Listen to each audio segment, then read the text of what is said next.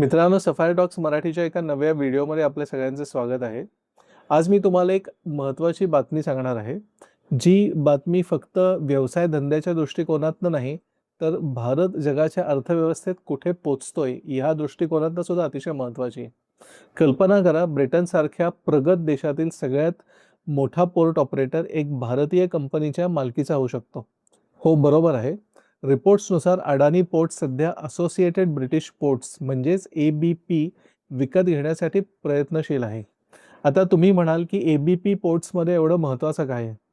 तर एक गोष्ट लक्षात ठेवा, ही कंपनी फक्त 1 किंवा 2 पोर्ट चालवत नाहीये, तब्बल 21 पोर्ट चालवते. ब्रिटनमध्ये समुद्री मार्गाने येणारी प्रत्येक गोष्ट म्हणजे प्रत्येक 4 गोष्टींपैकीतली एक गोष्ट ह्या 21 पोर्ट्समधनं ब्रिटनमध्ये येते.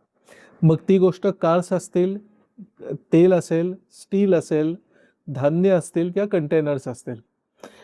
या सगळ्यांची हाताळणी ABP पोर्ट्समधूनच होते. म्हणजे ही फक्त कंपनी नाही, तर ही ब्रिटनच्या सप्लाय चेनमधली अतिशय महत्त्वाची कडी आहे. या कंपनीची किंमत आज कमीत कमी 10 बिलियन पाउंड एवढी आहे. आणि सगळ्यात महत्त्वाची गोष्ट आपल्याला माहिती आहे, ही कंपनी ब्रिटिश सरकारच्या मालकीची नाही आहे. मग या कंपनीचे मालक आहेत कोण? तर कॅनडाचे पेन्शन फंड, सिंगापूरचा सॉव्हरीन वेल्थ फंड, कुवेतचा इन्फ्रास्ट्रक्चर फंड म्हणजे जगातील काही मोठ्या वित्त संस्थांकडे या कंपनीची मालकी आहे. मग प्रश्न असा पडतो, की एवढी चांगली चाललेली कंपनी हे लोक विकायला का निघालेत? तर हे आपण आता ह्या व्हिडिओमधनं समजून घेऊया. आपण सर्वसाधारणपणे विचार करतो, की जर कोणी कुठली कंपनी विकत असेल, तर नक्कीच कंपनीमध्ये काहीतरी प्रॉब्लेम असणार आहे. पण इन्फ्रास्ट्रक्चर कंपन्यांचं असं नसतं. आपण एक साधं उदाहरण घेऊया. समजा तुम्ही पुण्या-मुंबईमध्ये 20 वर्षांपूर्वी एक फ्लॅट घेतला होता. त्याची किंमत आता चौपट झाली आहे. आता तुम्ही हा फ्लॅट विकायला काढला आहे. आता याचा अजिबात अर्थ असा होत नाही, की फ्लॅटमध्ये काही कमतरता आहे. याचा अर्थ असा होतो, की तुम्हाला चांगला मोबदला मिळतोय. ABPच्या बाबतीतही थोडं बहुत असंच काही झालंय. सध्याचे ABPचे मालक हे पेन्शन फंड आणि इन्व्हेस्टमेंट फंड आणि सॉव्हरीन वेल्थ फंड असे आहे. त्यांचं काम काय असतं, की लोकांकडनं पैसे घेणे आणि ते सुरक्षित ठेवणे, त्या पैशातून स्टेबल इन्कम देणे आणि योग्य वेळ आली, की ह्या इन्व्हेस्टमेंट अतिशय चांगल्या किमतीला विकून टाकणे. ABPने अनेक वर्ष ह्या कंपन्यांना म्हणजे या इन्व्हेस्टमेंट फंड, पेन्शन फंड इत्यादींना अतिशय चांगल्या प्रकारचा कॅश फ्लो दिलेला आहे. ABPच्या किमतीमध्ये सुद्धा आता भयंकर वाढ झालेली आहे. आता ह्या फंड्सना कुठल्या नवीन प्रोजेक्टमध्ये पैसे टाकण्यासाठी ABPमधनं पैसे काढून घ्यायचे आहेत. या फंड्सना आता renewable energy, digital infrastructure, data centres, green transport इत्यादी नवीन प्रकारच्या कंपन्यांमध्ये पैसे गुंतवायचे आहेत. म्हणून त्यांना आपलं कॅपिटल जे आहे ते रिसायकल करायचं आहे. एक गोष्ट लक्षात ठेवा, ABP कंपनी नुकसानात नाही आहे. कंपनीची आर्थिक परिस्थिती उत्तम आहे, त्यामुळे हा डिस्ट्रेस सेल नाही आहे.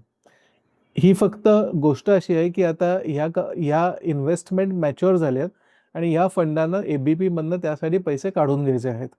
आणि जेव्हा अशा क्वालिटीचे ॲसेट्स म्हणजे अशा क्वालिटीचे इन्फ्रास्ट्रक्चर ॲसेट्स जेव्हा मार्केटमध्ये येतात, तेव्हा इन्व्हेस्टमेंट कंपन्यांची हे ॲसेट्स विकत घेण्यासाठी रांग लागते. आता ह्या रांगेत अडानी साहेब सुद्धा उभे आहेत. पण अडानींना ह्या कंपनीमध्ये एवढा इंटरेस्ट काय? अडानींना ही कंपनी विकत घेण्यात काय फायदा दिसतोय? चला तर आपण ह्या प्रश्नाचं उत्तरही शोधूया. मित्रांनो, पोर्ट्स म्हणजे फक्त एक जहाज उभं करण्याची जागा एवढंच नाहीये. पोर्ट्स म्हणजे कुठल्याही देशाचं प्रवेशद्वार आहे. जी कंपनी पोर्ट्सवर नियंत्रण ठेवते, ती कंपनी त्या देशाच्या व्यापाराच्या प्रवेशद्वारावर नियंत्रण ठेवते. अडानींची स्वप्न फक्त भारतापुरतं मर्यादित नाही आहेत.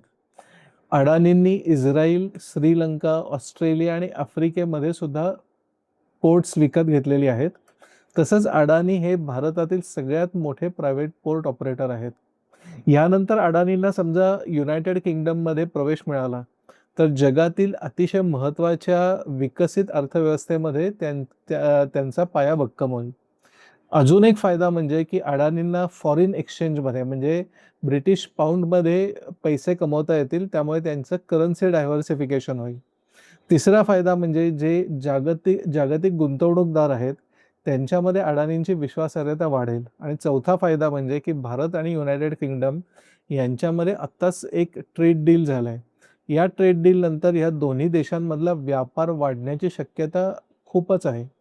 ह्या वाढत्या व्यापाराचा फायदा सुद्धा अडाणी पोर्ट्सचा भारतात आणि युनायटेड किंगडम दोन्ही ठिकाणी होईल. म्हणून हे जे डील आहे हे फक्त पोर्ट्स पुरतं मर्यादित नाहीये. हे म्हणजे अडाणी कंपनीचं जागतिक पातळीवर त्यांचं लॉजिस्टिक्स साम्राज्य उभारण्याच्या एक पहिलं पाऊल आहे. मित्रांनो, ही गोष्ट फक्त अडाणी आणि त्यांच्या कंपनीबाबत नाहीये. ही भारताच्या बदलत्या प्रतिमेबद्दलची खरं गोष्ट आहे. एक काळ असा होता की परदेशी कंपन्या भारतात येत होत्या. आपल्याकडे फॅक्टरीज टाकत होत्या, इन्व्हेस्टमेंट करत होत्या. परंतु आता चित्र थोडं बदलायला लागलंय. टाटा ग्रुपने जॅग्युअर लँड रोव्हर विकत घेतली आहे.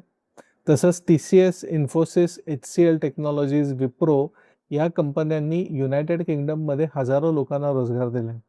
सन फार्मा, महिंद्रा ग्रुप, हिंदुजा ग्रुप हे सगळे आज ब्रिटनमध्ये मोठ्या प्रमाणात व्यवसाय आणि बिझनेस करत आहेत. जर अडानीने ABP कंपनी खरंच खरेदी केली तर ती ह्या यादीमध्ये एक मोठी भर असेल. याचा अर्थ काय होतो? याचा अर्थ असा होतो की आज भारत फक्त हे इन्व्हेस्टमेंट म्हणजेच गुंतवणूक घेणारं राष्ट्र नाहीये, तर भारत स्वतः सुद्धा इतर देशांमध्ये गुंतवणूक करतोय. आणि हेच खरं तर विकसित भारताचे खरे स्वप्न आणि विकसित भारताचा अतिशय महत्त्वाचा भाग आहे. मित्रांनो, ही डील होईल की नाही आपल्याला पुढच्या काळात बघायला मिळेल. पण एक गोष्ट निश्चित आहे, आज भारतीय कंपन्या जागतिक स्तरावर या प्रकारचे ॲसेट्स विकत घेण्यासाठी स्पर्धा करतायत. आणि ही गोष्ट प्रत्येक भारतीयासाठी अतिशय अभिमानाची आहे. तुम्हाला या विषयावर काय वाटतं? अडानीने हे डील करावे का न करावे? तुमचे मत कमेंट्समध्ये जरूर सांगा. व्हिडिओ आवडला असेल तर लाईक करा, शेअर करा आणि सफायर टॉक्स मराठीला सबस्क्राईब करायला विसरू नका. पुन्हा भेटूया एका नवीन जिओपॉलिटिक्स आणि जिओ इकॉनॉमिक्स च्या व्हिडिओसोबत.